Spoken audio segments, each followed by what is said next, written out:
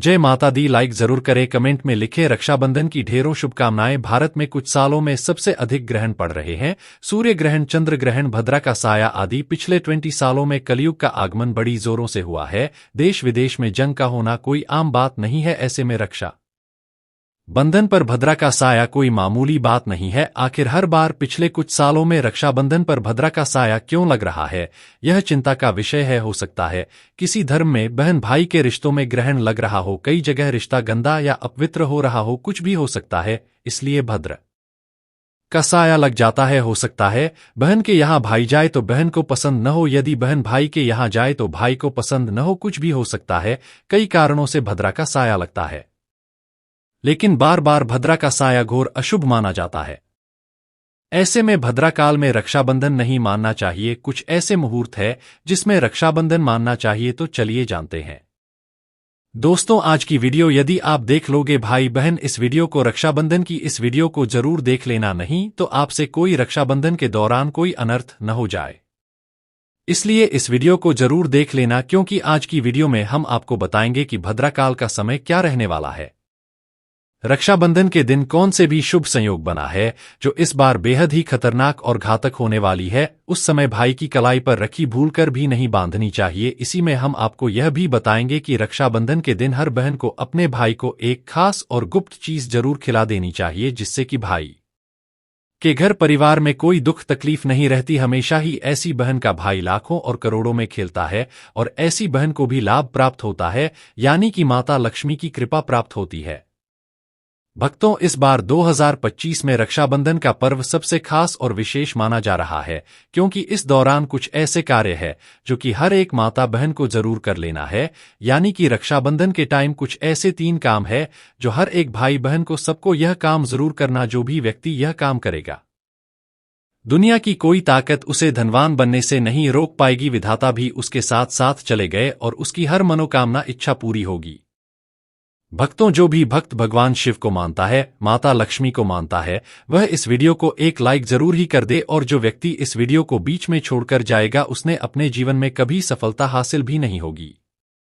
भक्तों, सभी जानकारी हम आपको बारी बारी से बताते हुए चलेंगे, इसलिए इस वीडियो को सच्चे हृदय से एक लाइक जरूर करें और कमेंट बॉक्स में हरि विष्णु, जय भगवान शिव, जय मां लक्ष्मी, आप जिस भी देवी देवता को मानते हैं उसका नाम जरूर लिखें। चलिए भक्तों, जान लेते हैं सभी जानकारी बारी बारी से। रक्षाबंधन तिथि हिंदू पंचांग के अनुसार श्रावण मास की पूर्णिमा तिथि 8 अगस्त 2025 को दोपहर 2:50 से शुरू हो रही है, जो 9 अगस्त को दोपहर 1:25 पर समाप्त होगी। ऐसे में उदया तिथि के हिसाब से रक्षाबंधन का पर्व 9 अगस्त 2025 को मनाया जाएगा। राखी बांधने का शुभ मुहूर्त। इस बार बहनों को राखी बांधने के लिए खूब समय मिलने वाला है। 9 अगस्त को राखी बांधने का मुहूर्त सुबह 5 बजे से शुरू होकर दोपहर 1:25 तक रहेगा। ऐसे में करीब 8 घंटे तक राखी बांधी जा सकती है। राखी भद्रा काल को शुभ नहीं माना जाता है। मान्यताओं के अनुसार इस दौरान कोई भी शुभ कार्य नहीं किया जाता है, जिसमें राखी बांधना भी शामिल है। राखी बांधना एक पवित्र कार्य है और इसे शुभ मुहूर्त में ही करना चाहिए। भद्रा काल में राखी बांधने से भाई बहन के रिश्ते में तनाव आ सकता है और मनोकामनाएं पूरी नहीं हो सकती है, इसलिए रक्षाबंधन का त्योहार मनाते हैं। मैं भद्रा काल का ध्यान रखना चाहिए और राखी केवल शुभ मुहूर्त में ही बांधनी चाहिए। कौन है भद्रा? पौराणिक कथाओं के अनुसार भद्रा सूर्य देव की पुत्री है। भद्रा का स्वभाव क्रोधी है। जब भद्रा का जन्म हुआ तो वो जन्म लेने के फौरन बाद ही पूरे सृष्टि को अपनाने वाला बनाने लगी थी। इस तरह से भद्रा के कारण जहां भी शुभ और मांगलिक कार्य, यज्ञ और अनुष्ठान होते, वहां समस्याएं आने लगती है। इस कारण से जब भद्रा लगती है तब किसी भी तरह का शुभ कार्य नहीं किया जाता है। वैदिक ज्योतिष शास्त्र के अनुसार पूर्णिमा तिथि की शुरुआत आधा हिस्सा भद्रकाल होता है। यही वजह है कि रक्षाबंधन के दिन भद्रा का साया होने के कारण राखी नहीं बांधी जाती है। भद्रा काल का महत्व। ज्योतिष शास्त्र की मान्यताओं के अनुसार चंद्रमा की राशि से भद्रा का वास तय किया जाता है। गणना के मुताबिक चंद्रमा जब कुंभ राशि, कर्क राशि से राशि या मीन राशि में होता है, तब भद्रा पृथ्वी में निवास करके मनुष्यों को क्षति पहुंचती है। वहीं मिथुन राशि, मेष राशि, वृषभ अब राशि और वृश्चिक राशि में जब चंद्रमा रहता है, तब भद्रा स्वर्ग लोक में रहती है। देवताओं के कार्यों में विघ्न डालती है। जब चंद्रमा धनु राशि, कन्या राशि, तुला राशि या मकर राशि में होता है तो भद्रा का वास पाताल लोक में माना गया है। भद्रा जिस भी लोक में रहती है वहीं प्रभावी रहती है। रक्षाबंधन पर भद्रा का साया पंचांग के अनुसार इस बार रक्षाबंधन पर वृद्धा का साया नहीं रहेगा, क्योंकि भद्रा काल 8 अगस्त 2025 को दोपहर 2:52 से आरंभ होगा, जो 9 अगस्त को 1:25 पर खत्म हो जाएगा। शुभ योग में रक्षाबंधन। हिंदू पंचांग के अनुसार इस साल रक्षाबंधन पर कई शुभ योग बन रहे हैं जो इस पर्व को और भी खास बनाते हैं। सौभाग्य योग, शोभन योग और सर्वार्थ सिद्धि योग इस दिन मौजूद होंगे। ज्योतिष शास्त्र के अनुसार इन योगों में किए गए कार्य शुभ फलदायी होते हैं और जीवन में सुख समृद्धि लाते हैं। अब हम आपको ऐसी जानकारी बताने जा रहे हैं जो आपको जानना बेहद खास और जरूरी है, इसलिए अब जानकारी को पूरा ही जानना, बीच में छोड़कर वीडियो को ना जाए। अभी तक आप ने वीडियो को लाइक न किया हो तो जरूर कर दे। चलिए जान लेते हैं राखी से जुड़ी महत्वपूर्ण जानकारी। राखी को रक्षाबंधन के नाम से भी जाना जाता है। यह एक हिंदू त्योहार है जिसे संपूर्ण भारत में हर्ष एवं उल्लास के साथ मनाया जाता है। रक्षाबंधन को हिंदुओं द्वारा इसके प्रतीकात्मक महत्व के लिए पहचाना और मनाया जाता है। रक्षाबंधन का महत्व एक पवित्र धागे से संबंधित है और इस धागे को राखी के नाम से जाना जाता है। ऐसी मान्यता है कि राखी जब श्रावण पूर्णिमा के दिन शुभ मुहूर्त के दौरान धारण की जाए तो ये इसे पहनने वाले की रक्षा करती है। राखी उत्पत्ति और महत्व। श्रावण पूर्णिमा के शुभ अवसर पर पवित्र धागा बांधने की अवधारणा या परंपरा कोई नई बात नहीं है। श्रावण पूर्णिमा को ब्राह्मण समाज के बीच पवित्र यज्ञोपवीत को बदलने के लिए भी महत्वपूर्ण माना जाता है। श्रावण पूर्णिमा के दिन यज्ञोपवीत पहनने या यज्ञोपवीत बदलने के अनुष्ठान को उपक्रम के रूप में जाना जाता है। उपाकर्म एक वैदिक अनुष्ठान है और ब्राह्मण जाति के हिंदुओं द्वारा आज भी इस अनुष्ठान को संपन्न किया जाता है। राखी के प्रारंभ को देवी इंद्राणी की अत्यंत प्राचीन कथा से जोड़कर देखा जाता है। यह कथा इस पवित्र धागे की शक्ति का वर्णन करती है। कथा के इस प्रसंग में इंद्रदेव को यह धागा बांधा गया था जिसके परिणामस्वरूप उन्हें राक्षसों पर विजय प्राप्त हुई थी। राखी दिनांक और समय। राखी को हिंदू चंद्र कैलेंडर में श्रावण पूर्णिमा अर्थात श्रावण माह के दौरान पूर्णिमा के दिन मनाया जाता है। श्रावण हिंदू कैलेंडर में 5वां चंद्रमास है। श्रावण मास को भगवान शिव और गौरी पूजन के लिए अत्यधिक महत्वपूर्ण माना जाता है। रक्षाबंधन का अनुष्ठान शुभ मुहूर्त में भद्रा के समाप्त होने पर संपन्न किया जाता है। इस राखी बांधने के शुभ समय को मुहूर्त के रूप में जाना जाता है। राखी पौराणिक कथाएं हैं। 2 महाकाव्यों और लोक कथाओं में राखी के महत्वपूर्ण प्रसंग मिलते हैं। राखी के प्रारंभ को देवी इंद्राणी की अत्यंत प्राचीन कथा से जोड़कर देखा जाता है। यह कथा इस पवित्र धागे की शक्ति का वर्णन करती है। कथा के इस प्रसंग में इंद्रदेव को यह धागा बांधा गया था जिसके परिणामस्वरूप उन्हें राक्षसों पर विजय प्राप्त हुई थी। पौराणिक कथा के अनुसार देवराज इंद्र को राक्षसों द्वारा चुनौती दी गई थी और इंद्र राक्षसों की शक्ति का सामना करने में असमर्थ थे। जब देवराज इंद्र युद्ध के लिए जा रहे थे उस समय इंद्र को उनकी पत्नी और देवताओं के गुरु बृहस्पति ने एक पवित्र पोटली बांधी थी जिसे रक्षा पोटली के नाम से जाना जाता है। श्रावण पूर्णिमा के शुभ अवसर पर बांधे गए पवित्र धागे पोटली की शक्ति के परिणामस्वरूप राक्षसों पर देवताओं की विजय हुई। इस प्रकार राखी की शक्ति में दृढ़ विश्वास को जन्म दिया। एक अन्य पौराणिक कथा के अनुसार मृत्यु के देवता यमराज ने अपनी बहन को आशीर्वाद देते हुए यह वचन दिया था कि श्रावण पूर्णिमा के शुभ दिन राखी बांधने वाली सभी बहनों को उनका आशीर्वाद प्राप्त होगा। महान हिंदू काव्य महाभारत में भगवान श्री कृष्ण ने युधिष्ठिर को युद्ध के दौरान रक्षा और विजय के लिए राखी बांधने का सुझाव दिया था। उसी महाकाव्य में एक प्रसंग के अनुसार द्रौपदी ने भगवान श्री कृष्ण के रक्त रंजित हाथ में वस्त्र की एक पट्टी बांध दी थी जिसके लिए द्रौपदी को भगवान श्री कृष्ण ने दिव्य सुरक्षा प्रदान की थी। राखी आधुनिक संदर्भ में रक्षाबंधन को एक ऐसे अनुष्ठान के रूप में देखा जाता है जो भाई और बहन के पवित्र प्रेम का प्रतीक है। जब एक बहन अपने भाई की कलाई पर राखी बांधती है तो यह राखी अपने भाई के प्रति एक बहन के द्वितीय एवं आजीवन प्रेम और पवित्र बंधन को दर्शाती है। प्रेम और स्नेह के लिए पिता के भाव के रूप में भाई अपनी बहन को हर तरह की परेशानियों से बचाने और उसकी सहायता करने का वचन देता है। इसीलिए राखी बहन भाई के पवित्र स्नेह बंधन की प्रतिनिधि है। राखी का पर्व इस रिश्ते की महानता को और इस बंधन की शाश्वत प्रकृति को बहुत ही प्रिय तरीके से पुष्ट करता है। वास्तव में राखी की शक्ति के प्रति दृढ़ विश्वास, भाई की दीर्घ आयु की कामना और बहन के लिए सुरक्षा का भाव प्रतिवर्ष समय के साथ बढ़ता जाता है। आधुनिक भारतीय इतिहास भी हिंदू रानियों की कहानियों से भरा हुआ है। जब हिंदू रानियों ने जरूरत के समय में मुगल सम्राटों को राखियां भेजी थी और इन सम्राटों ने राखी के बंधन का वचन और कर्म से सम्मान रखा था, इसीलिए राखी बांधने की इस पुरानी परंपरा की लोकप्रियता भाई बहन के बीच पवित्र प्रेम और स्नेह के बंधन की स्वीकृति है। राखी के उत्सव पर विभिन्न रस्मों को संपन्न किया जाता है। इसमें बहन भाई की आरती उतारती है, भाई की दीर्घ आयु के लिए प्रार्थना करती है, भाई की कलाई पर राखी बांधने से पहले भाई के मस्तिष्क पर लाल टीका लगाती है। राखी की रस्म के बाद बहन अपने भाई को मिठाई और पारंपरिक घरेलू व्यंजन खिलाती है, जो सामान्यतः बहन द्वारा तैयार किए जाते हैं। भाई अपनी बहन को कुछ विशेष उपहार भेंट करके बहन के प्रति अपना प्रेम और स्नेह प्रकट करता है। राखी क्षेत्रीय विविधता। महाराष्ट्र में राखी पूर्णिमा को नाली अथवा नारियल पूर्णिमा के नाम से जाना जाता है। तमिलनाडु में राखी पूर्णिमा को अवनी के रूप में मनाया जाता है, जो ब्राह्मण समुदाय के लिए नवीन यज्ञोपवीत पहनने और पुराने यज्ञोपवीत को बदलने का एक महत्वपूर्ण दिवस होता है। आंध्र प्रदेश में यज्ञोपवीत बदलने के इसी त्योहार को यदि आला पूर्णिमा के रूप में जाना जाता है।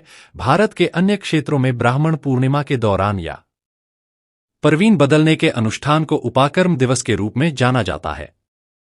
राखी का दिन भगवान हयग्रीव की जयंती भी पड़ती है। एक भविष्य पुराण में कहीं पर लिखा है कि सबसे पहले इंद्र की पत्नी शची ने वृत्रशोर से युद्ध में इंद्र की रक्षा के लिए रक्षासूत्र बांधा, इसलिए जब भी कोई युद्ध में जाता है तो उसकी कलाई पर कलावा मौल या रक्षासूत्र बांधकर उसकी पूजा की जाती है। देवी लक्ष्मी ने राजा बलि को अपना भाई बनाकर हाथों में अपने पति की रक्षा के लिए यह बंधन बांधा था और अपने बंधक पति श्री हरि विष्णु को अपने साथ ले गई थी। दूसरी कथा हमें स्कंद पुराण, पद्म पुराण और श्रीमद् भागवत पुराण में मिलती है। कथा के अनुसार भगवान विष्णु ने अदिति के गर्भ से वामन अवतार लिया और ब्राह्मण के वेश में अंशुराज बलि के द्वार भिक्षा मांगने पहुंच गए। क्योंकि बलि महान दानवीर थे तो उन्होंने वचन दे दिया कि आप जो भी मांगोगे मैं वह दूंगा। त्रिविक्रम रूपधारी भगवान ने महादानी बलि से 3 पग भूमि की मांग की। बलि ने तुरंत स्वीकृति दे दी, क्योंकि 3 कदम जमीन देना तो सरल प्रतीत हुआ, किंतु तभी वामन ने अपना विराट स्वरूप प्रकट किया और मात्र 2 बगलों में समस्त आकाश, पृथ्वी और पाताल को नाप लिया। फिर प्रभु ने पूछा, हे राजन, अब तीसरा पग रखने के लिए स्थान कहाँ शेष है? तब विष्णु भक्त बलि ने विनम्रता से कहा, प्रभु कृपया इसे मेरे शीश पर रख दीजिए। भगवान ने प्रसन्न होकर बलि को रसातल का राजपथ प्रदान किया और अमर्त्य का वरदान दिया, परंतु बलि ने अपनी भक्ति के प्रभाव से भगवान से यह वचन भी ले लिया कि वे सदैव उसके समक्ष निवास करेंगे। वामन अवतार के पश्चात भगवान को पूर्ण लक्ष्मी के पास लौटना था, किंतु यह वचन देकर वे बंध गए और रसातल में बलि की सेवा में रम गए। यह देखकर माता लक्ष्मी व्याकुल हो उठी। तब देवर्षि नारद ने उन्हें एक उपाय सुझाया। लक्ष्मी जी ने बलि को राखी बांधकर उसे अपना भाई बना लिया और फिर भाई से वचन लेकर अपने पति को अपने साथ वापस ले आए। यह घटना श्रावण मास की पूर्णिमा को घटी, जिस कारण तब से यह दिन रक्षाबंधन के रूप में मनाया जाने लगा। एक अन्य प्रसंग के अनुसार राजसूय यज्ञ के दौरान श्री कृष्ण द्वारा शिशुपाल का वध करने पर जब उनकी अंगुली से रक्त बहने लगा तो द्रौपदी ने तत्काल अपनी साड़ी का पल्लू फाड़कर उनकी अंगुली पर बांध दिया। इससे प्रसन्न होकर श्री कृष्ण ने वचन दिया कि वे एक दिन इस उपकार कारण अवश्य चुकाएंगे। बाद में द्रौपदी के चिरहरण के समय उसी पुण्य के प्रताप से श्री कृष्ण ने उनकी सोड़ी को अनंत तक बढ़ा दिया, जिससे उनकी लाज बच गई। इस घटना के पश्चात बहनों द्वारा भाइयों की कलाई पर रक्षासूत्र बांधने की प्रथा का प्रारंभ हुआ माना जाता है। उत्तर भारत में श्रावण पूर्णिमा को रक्षाबंधन का त्योहार धूमधाम से मनाया जाता है।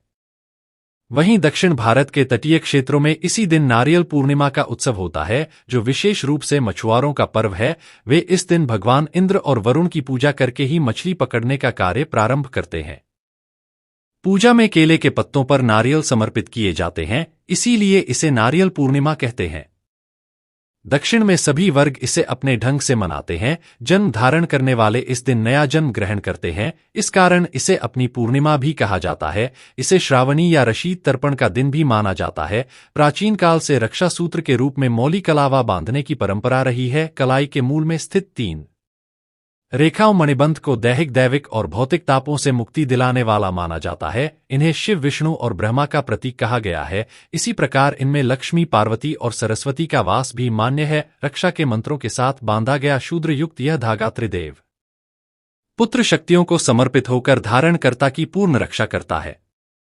शास्त्रों के अनुसार मौली बांधने से ब्रह्मा, विष्णु, महेश तथा लक्ष्मी, पार्वती, सरस्वती की कृपा प्राप्त होती है। ब्रह्मा की कृपा से यश, विष्णु की कृपा से सुरक्षा और शिव की कृपा से दुर्गुणों का नाश होता है। लक्ष्मी से धन, दुर्गा शक्ति और सरस्वती से बुद्धि की प्राप्ति होती है। यह मौली किसी देवी देवता के नाम पर भी बांधी जाती है या मन्नत के लिए मंदिरों में धारण की जाती है, जिससे संकटों से रक्षा होती है। रक्षा सूत्र संकल्प का भी प्रतीक है। जैसे बलि ने 3 पग भूमि दान देने से पूर्व जल लेकर संकल्प किया था, इसी प्रकार रक्षाबंधन पर भाई बहन की रक्षा का वचन देता है। मौली बांधकर लिया गया संकल्प तोड़ना अनुचित और संकटकारी माना जाता है। बंधी हुई राखी या मौली की पवित्रता का ध्यान रखना आवश्यक होता है। शास्त्रों के अनुसार इससे मन में शांति और पवित्रता बनी रहती है, बुरे विचार नहीं आते और गलत मार्ग पर जाने से बचाव होता है। कई बार यह गलत कार्य करने से रोकती है। महाभारत काल में भी इस पर्व का उल्लेख है, जब युधिष्ठिर के पूछने पर भगवान कृष्ण ने उन्हें सभी संकटों से पार पाने के लिए रक्षा बंधन बनाने की सलाह दी थी। रक्षाबंधन पर कुछ विशेष उपाय किए जाते हैं। बहन द्वारा भाई की कलाई पर बांधी गई राखी में आध्यात्मिक शक्ति समाहित होती है। दिन भर भाई के संपर्क में रहने से उसमें सकारात्मक ऊर्जा एकत्र हो जाती है। रात को उतारकर उसे तिजोरी में रखने से धन की रक्षा होती है और वे पार में असफलता नहीं आती। मुख्य दरवाजे के ऊपरी भाग पर बांधने से नकारात्मक शक्तियां, नजर दोष व बुरी आत्माएं प्रवेश नहीं कर पाती। ऐसा करते समय राखी पर हल्दी कुमकुम से स्वस्तिक बनाएं और ओम रक्षा आय नमः मंत्र का 11 बार जाप करें। यह राखी दिव्य कवच बनकर परिवार की रक्षा करती है। यह उपाय प्रतिवर्ष दोहराएं। इससे आर्थिक सुरक्षा के साथ घर में सुख शांति व सकारात्मक ऊर्जा बनी रहती है। यदि बहन भाई को राखी के साथ एक नारियल देती है और उसे गंगाजल से धोकर कुमकुम अक्षत से तिलक करती है, तो वह श्रीफल बन जाता है, जिसमें विष्णु लक्ष्मी का वास माना जाता है। भाई को इसे श्रद्धापूर्वक स्वीकार कर तिजोरी या कार्यस्थल पर रखना चाहिए। यह धन वृद्धि, रोजगार में सफलता व शत्रु बाधाओं से रक्षा करता है। विशेषकर नौकरी या व्यवसाय में अस्थिरता झेल रहे लोगों के लिए फलदायी होता है। चांदी के वर्क पर रखकर पूजा स्थान में रखने से घर में दिव्य ऊर्जा का संचार होता है। यह श्रीफल बहन की शुभकामनाएं और देवी कृपा का सजीव स्वरूप होता है। बहन यदि रक्षाबंधन पर चांदी का सिक्का देती है और उस पर हल्दी केसर से स्वस्तिक बनाती है, तो वह सौभाग्य का प्रतीक बन जाता है। भाई को इसे पर दराज या तिजोरी में रखना चाहिए। ये आर्थिक संकटों से बचाता व धनागम बढ़ाता है। नया कार्य आरंभ करने से पूर्व इसे छूकर ओम श्री हरि क्ली महालक्ष्मी नम मंत्र बोलें। बहन का दिया यह उपहार दिव्य रक्षा कवच बन जाता है। भाई की कलाई से उतारी गई राखी को फेंकने के बजाय तुलसी के पौधे में बांध देना अत्यंत शुभ माना जाता है। तुलसी लक्ष्मी स्वरूप है और रक्षा सूत्र का प्रतीक। इनके मिलन से घर से नकारात्मक ऊर्जा, रोग, वशीकरण व नजर दोष दूर होते हैं। इसके साथ तुलसी के पास घी का दीपक जलाएं और ओम नारायण का 11 बार जाप करें। यह संपूर्ण परिवार को दिव्य आशीर्वाद देता है। विशेषकर उन घरों के लिए उपयोगी है जहां बीमारी, क्लेश, असफलता या भय का वातावरण रहता है। राखी का धागा तुलसी माता के चरणों में सुरक्षा कवच बनकर परिवार को सकारात्मक ऊर्जा से भर देता है। मित्रों, यदि यह जानकारी उपयोगी लगी हो तो कृपया वीडियो को लाइक अवश्य करें और अधिकाधिक माताओं बहनों तक इसे साझा करें, ताकि यह ज्ञानवर्धक सामग्री प्रत्येक व्यक्ति तक पहुंच सके और सभी को लाभ प्राप्त हो। हमारा संकल्प भारत भूमि के प्रत्येक नागरिक तक ऐसी ज्ञानपूर्ण जानकारी पहुंचाना है।